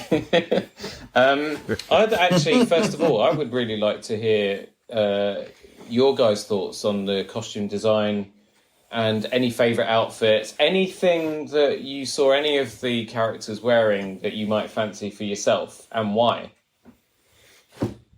I really love the jumper that Bond wears at the end. The blue one, I love that. I know there's a name for that sort of design, but I don't know what the name of it is. And I love that. I thought he looked fantastic in that jumper, and I want that definitely. You mean his commando outfit he wore? Yeah, like the one he wears at the very end in the last battle scene. He wears. I love that. It's a Enfield navy ribbed army sweater you're talking about, isn't it? Is it? Yeah, I love it's a British military style sweater with the ribbed commando. It's got a dark blue. It should have, because I remember having one when I was young, but in green, with the elbow and shoulder patches, and actually has a drawstring cord around the neck, and that's designed to hold in any items of clothing so they don't hang over your gun and so on. But yeah, that's it's an army favourite, that one. I want. Anyway, I love that. Yeah, no, I want that sweater, and I want the combat trousers as well. What am I saying? I want? I just go make them. Well, they're Enfield. They're also Enfield combat trousers, actually. Yeah. Belstaff, by the way, Mark, if you like that style of sweater, Belstaff do that very kind of military type thing with the shoulder patches and so on as well. So you could check Belstaff out. Can I just interject here about this design? So the combat trousers and the jumper were both made by the N Peel, the label N.Peel, together with the movie's costume designer. Now, the costume designer for No Time to Die was Sutarat and Lalab, who is also the costume designer for the new Obi-Wan Kenobi series. That's interesting. I think she's a person to watch, and I'll be interested to see how the design of Obi-Wan Kenobi, maybe there's a cross-fertilization or influence from the Bond film. Anyway, Mark, do carry on. What else did you like? No, I've just looked for that jumper. It's £345 at the moment on the NPL website. Bargain. So maybe on payday. Yeah, I might get that on payday. There we go. No, so I really liked that.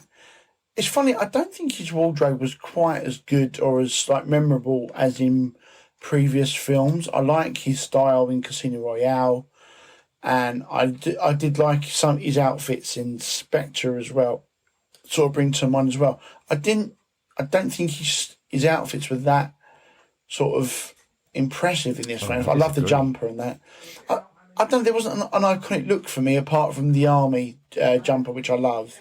But I don't think there's something that I thought thought I want that. I remember watching Casino Royale. I was like, I want that suit, shirt, and tie combo, and I think they're saying Skyfall. I was like, yeah, I want that as well. I don't, apart from the jumper, I can't think of anything else straight away where I'm like, yes, I want that. I'm going to buy like a cheaper version. Actually, I probably can't afford the real one.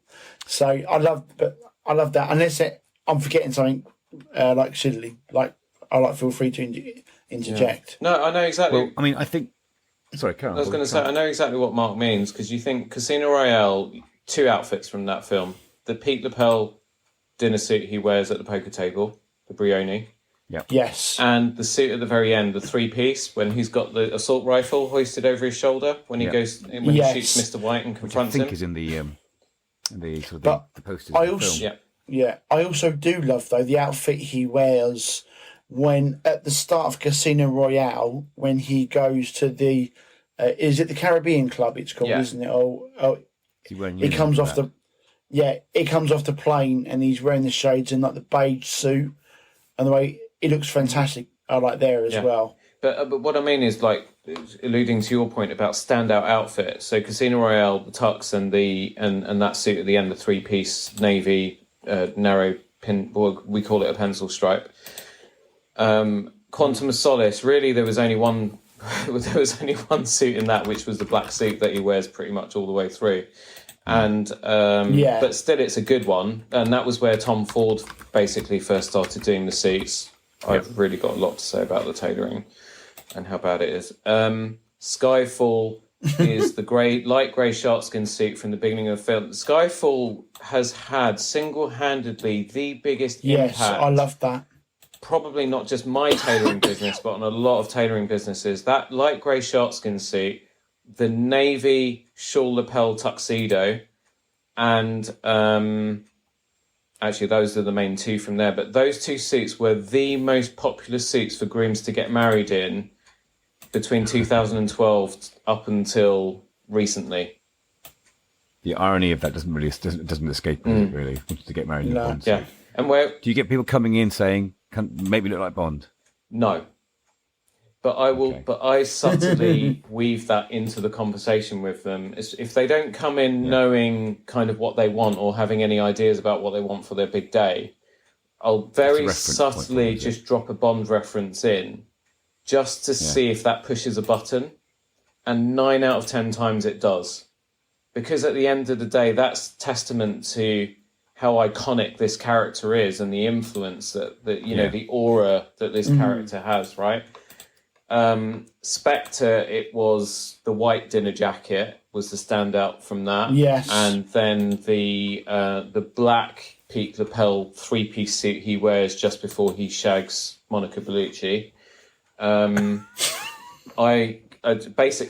show you my cliff notes for that film, because I was with my iPad making notes on every single movie as we rewatched them recently, and I am just in the middle of creating a pattern to recreate that suit for myself, but tailored better than Tom Ford did it, because again, and that's the thing, right? The way that they fit Daniel Craig, they'll have multiple suits, because they'll have a hero suit, which is the one that he poses in, which is all tight fitted and so on. But that doesn't work when you're trying to leap off buildings and ride motorbikes and that sort of stuff. So they would have built other suits that were maybe 2 sizes bigger so that he could actually run around in them. And I think, especially when you've got a film where you've got outfits that are quite iconic and you've got a lot of close-up work highlighting what he's wearing, I think the tailoring could have been a lot better through the series, in fact. But anyway, going back to this film, actually, sorry, before I give mine, John, outfits that you loved. I mean, I'm a layman, obviously, when it comes to tailoring, and I like to do my research because I like to know what I'm talking about. So for me, I'm an easy please. I mean, I do. Tom Ford is a name that we all know, and I'm pretty sure. Isn't there a film about him that played by Colin Firth? Yes, it's in the 1960s. He directed the film. I haven't seen that, but I need to see that. Yeah, it's gone. For me, I think what's really important, and I think about this when it comes to video games too, is silhouettes are very important. So you can understand and see something very, very quickly. And I think what they did do well in this, whether or not you like the tailoring of them, I thought the silhouettes of the outfits were quite clever, because it's a real variety of things that he wears in this, and obviously everything he wears is rather special. And I did like his tux he wore in Cuba. I wasn't sure about the suit he wore in Matera. Matera was the place where he was with Madeline. They had the motorbike chase scene. It was a tan corduroy Massimo Alba suit, and he wore a blue Brunello Cucinelli button-up shirt with that. And I just felt like it didn't really complement his height in that suit. Because did it have like a double or triple pocket on the sides? It wasn't so much the ticket pocket on the sides. The problem. It just made it look. I'll tell you. Funny shape. I'll tell you what the problem is, if you'll allow me. Yeah. Sure. I'm not sure exactly how tall Daniel Craig is, John. Maybe you can look that up. But he's obviously not tall, right? He's not a Pierce Brosnan or a Sean Connery, or even the Roger Moore. The problem with Daniel Craig, he looks best in a 2-button jacket. Most shorter guys do, or anyone who's south of 5'11". He's 5'10". I would never put him in a 3-button jacket because the 3-button jacket buttons much higher. It then means that you show less shirt and less tie, and that has the effect of shortening your torso. So the only that's how it felt. So an actor who can pull off a 3-button jacket is someone like Bill Nighy. He's very tall. He's got that very rakish kind of figure. So tall, slim guys can pull off a 3-button coat. Short guys, not so much. If any of my clients are listening, Panny Lucas, I'm so sorry because these guys, I have clients that don't buy anything but 3-button, and I have advised them against it over many, many years. Yeah. But they like what they like, and that's what I'm there to do sometimes. But that's the reason why that was jarring for you. It wasn't actually the ticket pocket. It was actually the fact it was 3-button. That should have been a 2-button jacket. Well, let's go to that then, because I really, my favourite outfit he wore in terms of the really smart stuff he wears was, as another Tom Ford suit, obviously, the Prince of Wales grey suit he wore, which he did when he visited MI6.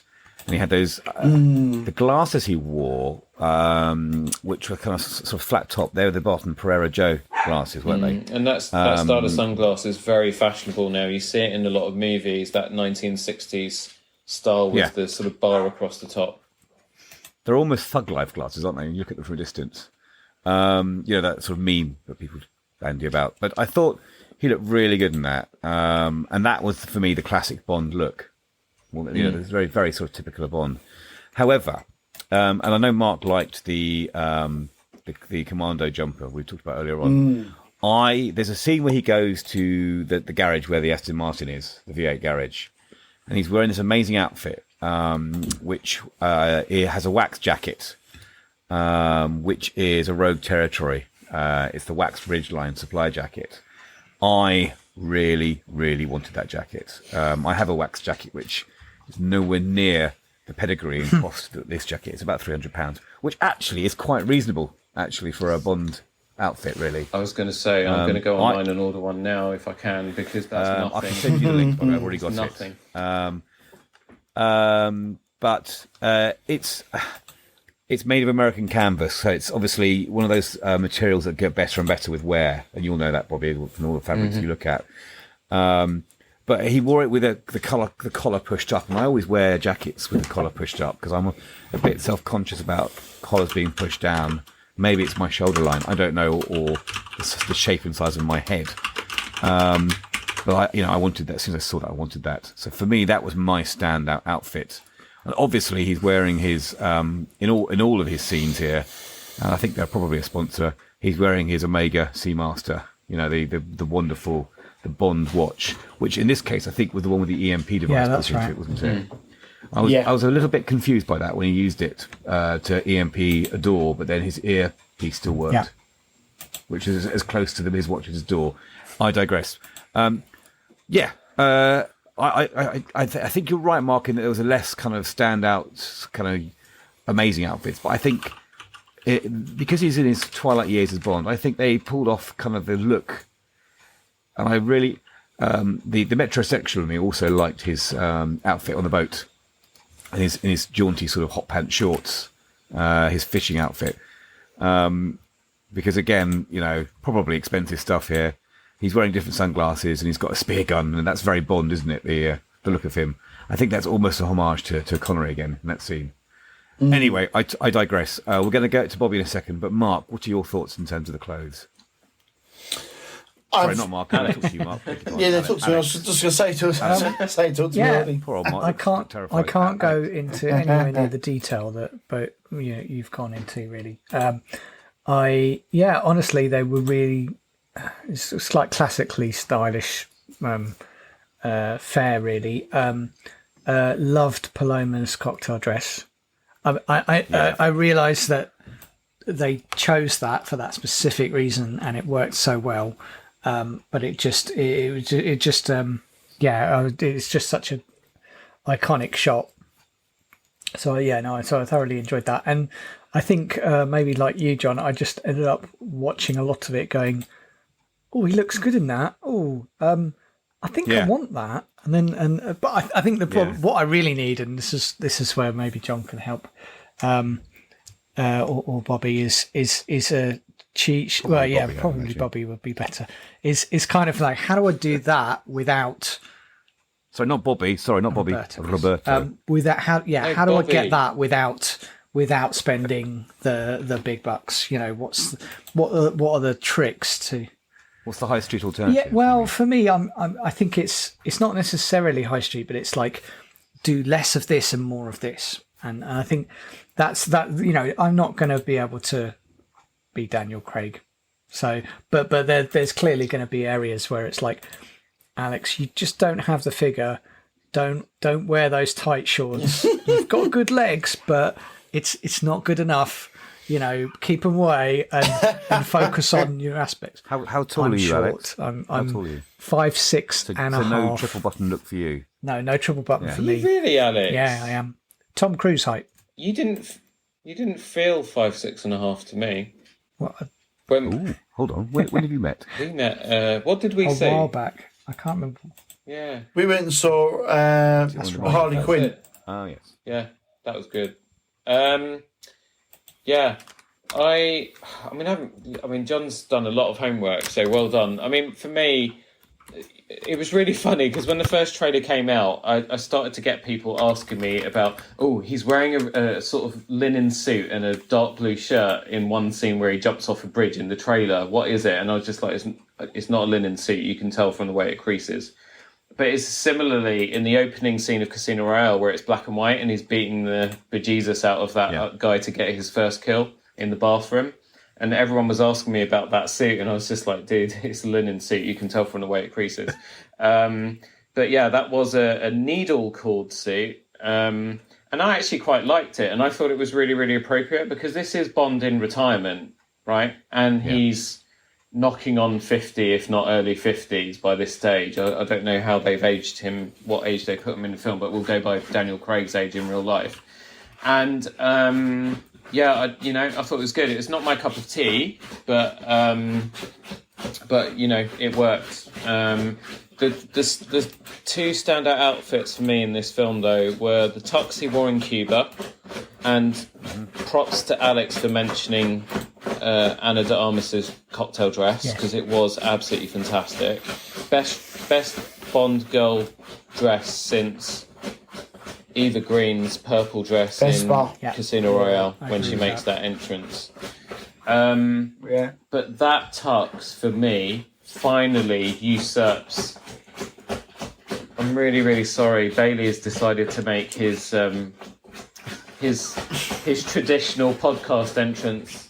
Sorry, Bobby. I thought that was the sound of Alex slurping when we were talking about. No, poor Alex. Your dog, is it? Poor Alex is getting a lot of stick. But that tux usurps the Skyfall tux finally for me, and to make the point, yesterday I did a wedding fitting, and we were talking about the Skyfall tux a couple months ago. And yesterday he came in to actually have his fitting and select fabric and everything, and we actually switched it to the No Time to Die tux. But that tux rocks for me. I for my wedding, I copied the Casino Royale tux. I copied it as closely as I could, and that's what I got married in. I do need to get a new tux, and I will be copying that one. Black, shawl lapelled, nice structured shoulder, black all the way through. It's the Tom Ford Atticus tuxedo jacket and I trousers. don't care what Tom Ford it is. It's nonsense. Tom Ford stuff falls apart after 5 minutes anyway. I don't care. Come and see me. It's true. I just want to show you guys this before we just move on to the last bits and bobs. But this is very special to me. Can you see it?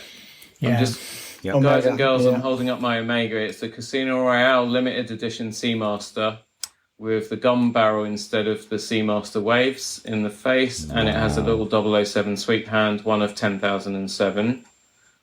I got that in 2017, I think. Worked my butt off for it. But that is one of my treasured Bond possessions. Very nice. And it has appreciated in value, I have to say. So it's good. So just whilst we're discussing time, nice little segue there. So we know, because Alex has just let us know that Daniel Craig is 53. There is an official website that has the kind of the biography of Bond, and his character's listed date of birth is April the 13th, 1968. So this is only actually a real, literally weeks away from Daniel Craig's actual birth. But also April the 13th is a nod because that was the release of Ian Fleming, the date of his Ian Fleming's original Casino Royale novel. So we're looking at, as you say, about 53. Yeah. Which, you know, as you said before, is pretty impressive. I mean, I think when you've got to consider that No Time to Die was originally meant to start in 2020, not 2021. So he would have been somewhere between 51 and 52. Although there's a bit of fudge there, but yeah, I think they've done a really good job there of preserving his age as the character's age. And I wonder if that's going to be a factor in how they choose the next Bond. Before we speculate, what did everyone think about Bond's final mission, and what do we think about what's going to happen next, Alex? Yeah, so I think it was a fitting end. I mean, I could see that everything was going really nicely, and then something was going to go wrong. So we kind of foresaw that was going to happen.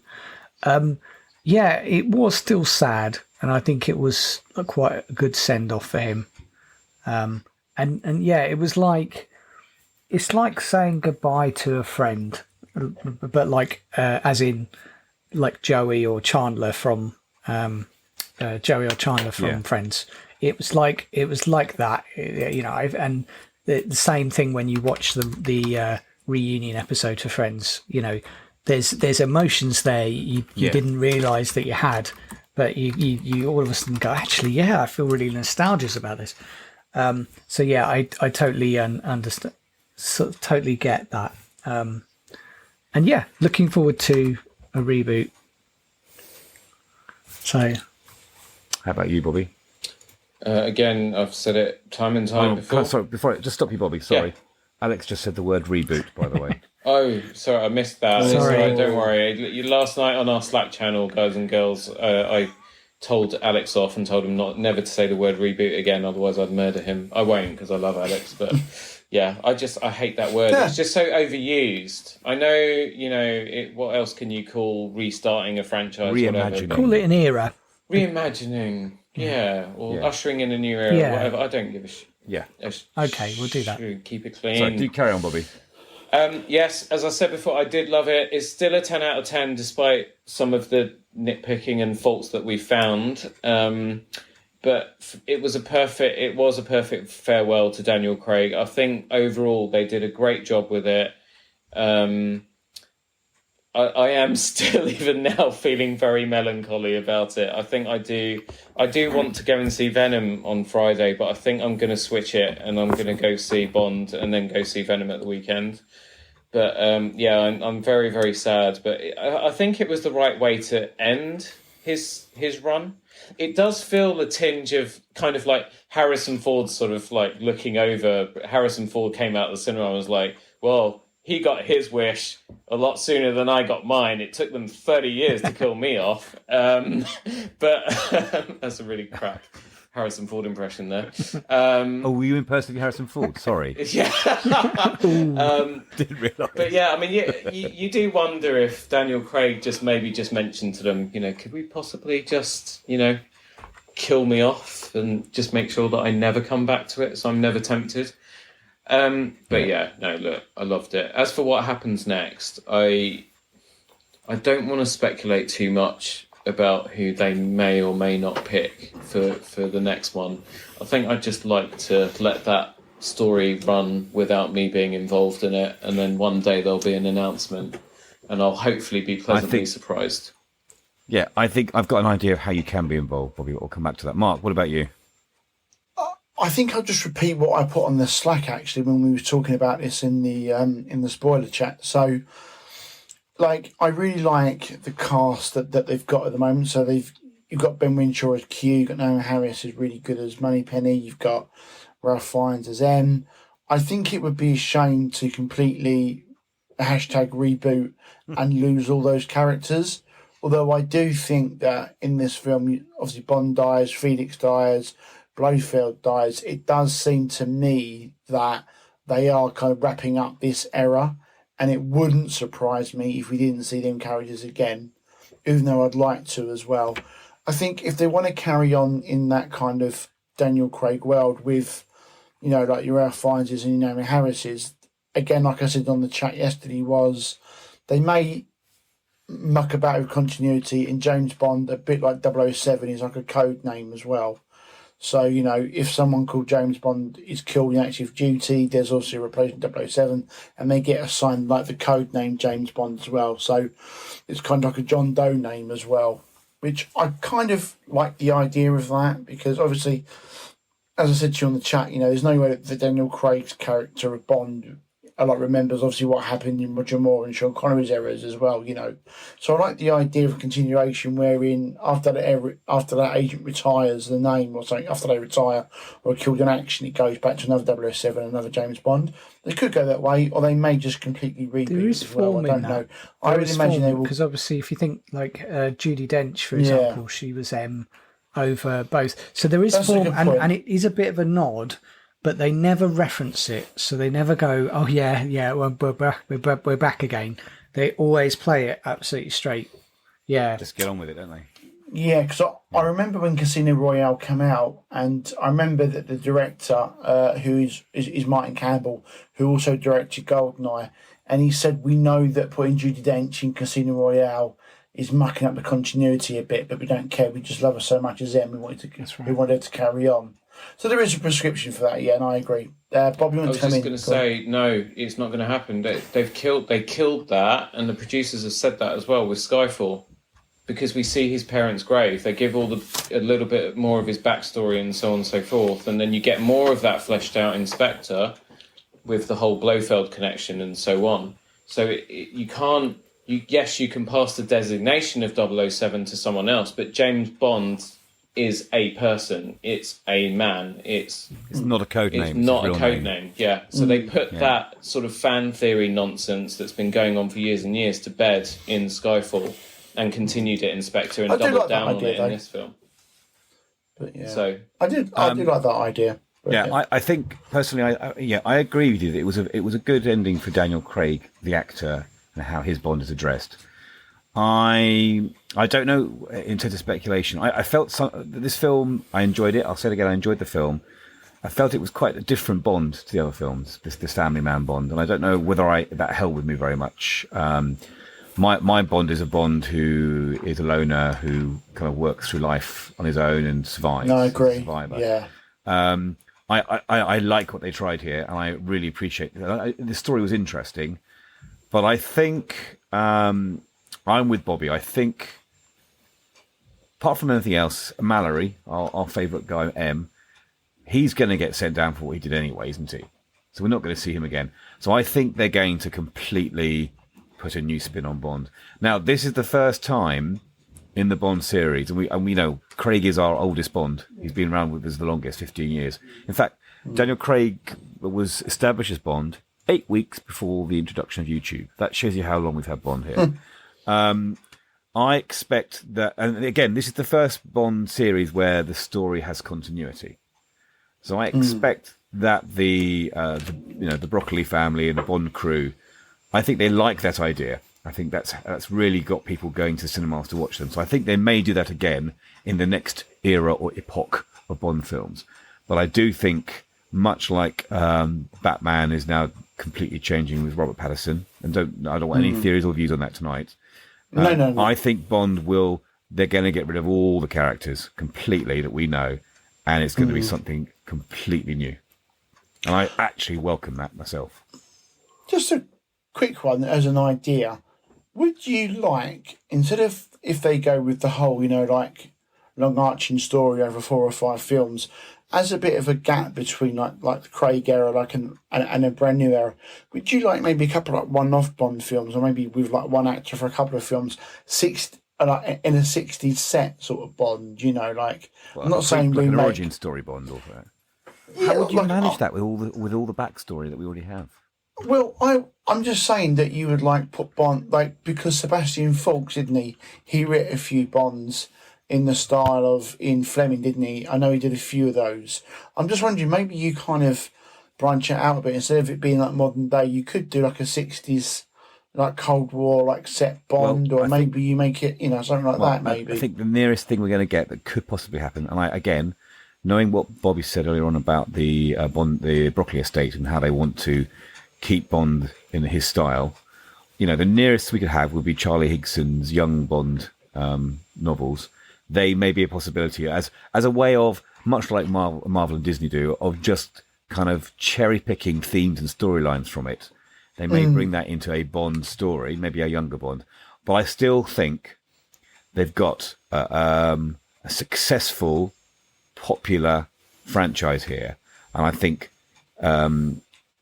especially with the way people react and comment online. I know we shouldn't kowtow to the trolls in that respect. I just think they're going to stick with what makes the money, what makes it success, what has the good marketing, the good kudos. So they're going to carry on a very similar vein, but potentially with different actors and different star characters. Now, we're running very long here, but that's not a problem. Well, our final comments here, which should be fairly quick, looking at our script here. After watching the film, and I know you're going to go and see it again, boys. Is Daniel Craig your favourite Bond? Bobby? Absolutely. He became my favourite during the first 7 minutes of Casino Royale. That bathroom fight where he smashes that guy's head into the sink. I was like, this is my guy. This is my tribe. I love this guy. Alex? How about you? Absolutely. Yeah. I mean, I was thinking when am I going to go and watch it again, actually. Because I think it is something I want to see again in the cinema before I see it again on the small screen. So, how about you, Mark? I like Craig, and I think this series has been really good, and I think he has done something different with it, and I do like him a lot. I'd say he's probably in my top 3, but you just can't beat Connery. He's just too good. He's perfect. And I can't believe anyone will ever beat Connery. And for me, Connery would be number 1. I think Connery's Bond's quite problematic right now. He's essentially a casual rapist, so I think you've got to be very careful. Just got to be very careful about that. I know what you mean. Forget these. That is a load of. I know we don't swear on this podcast. Yeah. That is a load of old nonsense. Okay. It's a complete crap. I absolutely love Daniel Craig, and he has been ever since he stepped out of the water in those yellow flannel hot pants. And that was it for me. If a man can carry off that style with panache and still look sexy, then he is the Bond. And I think, again, the only person to be able to do that before Mark is probably Sean Connery. Yes. Who's my second favourite Bond, despite the problematic past.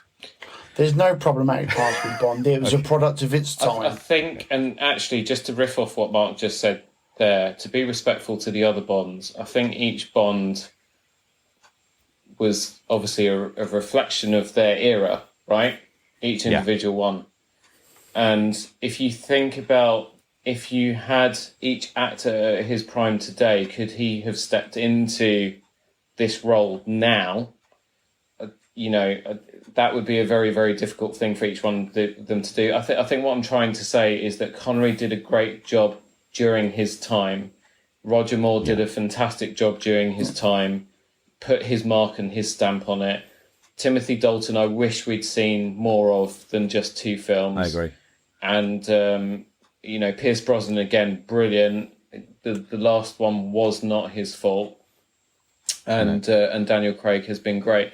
But, I think when you take all the elements together and the fact that this is the first Bond we've had an overarching theme, we have had stunt and action sequences that have surpassed anything that has gone on before.